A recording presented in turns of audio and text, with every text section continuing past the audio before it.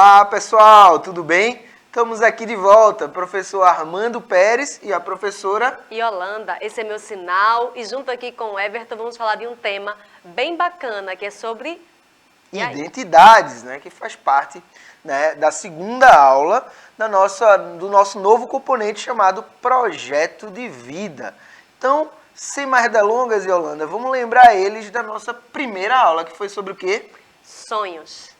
Olha, gente, como é importante a gente saber que nossos sonhos, eles são válidos, que a gente pode sonhar, que a gente pode planejar, que a gente pode pensar mais alto. Então, na nossa aula anterior, nossa aula magna, né, a gente trouxe, passeando por nossa cidade, conversando com pessoas, escutando pessoas, qual é o seu projeto de vida? Quais são os seus sonhos? Até porque a gente passa muito tempo da nossa vida na escola. Então, como a gente está na escola, esse espaço sim, que é um espaço nosso, a gente tem direito de sonhar, de poder planejar a nossa vida, tá? Então, se você perdeu esse momento, você pode revisitá-lo, né? Basta entrar aqui no canal do YouTube e você vai ver essa nossa aula novamente, que ficou muito massa, não foi? Ficou muito bonita. E também, né, no aplicativo do Educa Recife vocês têm acesso aí às aulas, né, essa e as vindouras, né, as próximas, dos novos componentes, beleza? Então, continuando aí, né, o tema da nossa aula, como vocês viram, é identidades, né, porque é fundamental a gente falar sobre isso para poder perceber, por exemplo, se a gente tem uma identidade ou se a gente tem várias identidades, né? Então, para perceber isso, a gente tem que dar um passo atrás e refletir sobre essa pergunta que vai chegar aí para vocês na tela, que é: o que nos caracteriza? Opa, é que a gente às vezes pensa em características, só as características físicas, né, gente? Que também são importantes. Só que ela vai muito além. Esse conceito ele é muito, muito amplo. Porque quando a gente fala, por exemplo, em identidades, vamos pensar juntos e juntas. A forma como a gente age na nossa família é diferente, mesmo a gente sendo a mesma pessoa, como a gente age na escola ou em algum outro grupo, com seus amigos ou amigas que você vai para alguma atividade de arte, com alguma atividade que você tenha fora da escola, um futebol. A gente tem várias e várias identidades e elas são guiadas por esses grupos. E aí vai mexendo também nessas características, não é, Armando? Exatamente. Então, vê só, para a gente entender, né, tudo isso, a gente trouxe esse segundo slide, ó, que está muito resumindo bem o que Yolanda falou. Então, identidade. Eu só existo com o outro, né? Sim. Então, essa relação entre pessoas, né, essa diferença, essa percepção é que vai fazer a gente perceber, ver, visualizar os contornos da nossa própria identidade, que sim é diversa, né? Então, quando a gente fala de identidades, é para a gente perceber que em diferentes contextos, a gente vai construindo os aspectos desta identidade. Pensar nesse grupo, né, gente? Pensar que a gente faz parte desse grupo. O primeiro grupo que a gente chegou foi quem? Foi a nossa família, né? Isso. Só que a gente vai se ampliando, a gente vai tendo outras convivências, outras amizades. E aí, dentro dessa convivência, a gente vai em um outro conceito, que é o conceito de alteridade, gente. E aí, Armando, como é? Alteridade está relacionado justamente a isso que a gente vem falando, da percepção do outro, da identificação através do nosso raciocínio das diferenças. Por exemplo, quando Yolanda falou de família, então muitas vezes a gente tem um irmão, uma irmã que é criada do mesmo jeito, ali no mesmo sistema, frequenta a mesma escola, às vezes até são gêmeos, né? E são pessoas, né, com personalidades, né? Se fala personalidades diferentes, né? Mas que também está dentro dessa ideia de identidade. Então, como eu falei dos gêmeos, muitas vezes são pessoas que têm características físicas muito próximas, mas que agem, respondem e sentem de forma totalmente diferente. Então, essa diferença é a que a gente chama de alteridade. A alteridade, ela faz parte de todos os grupos, gente. E ainda bem. Parem para olhar aí para vocês mesmos, aí na sala de aula de vocês. Agora vocês avançaram, né, nesses anos de estudo. Mas a gente vê uma grande diferença de turmas e que estejam no 5º ano e no 6º ano, por exemplo. Até o 5º ano, vocês tinham por hábito estudar com até 25 pessoas, tem uma professora ou um professor só, que chega no 6º ano, é mais de 40 pessoas, são os 8 professores, só isso já é uma grande diferença e a gente vai vendo essas diferenças e vai vendo o que vimos antes, que o eu, ele só existe com o outro.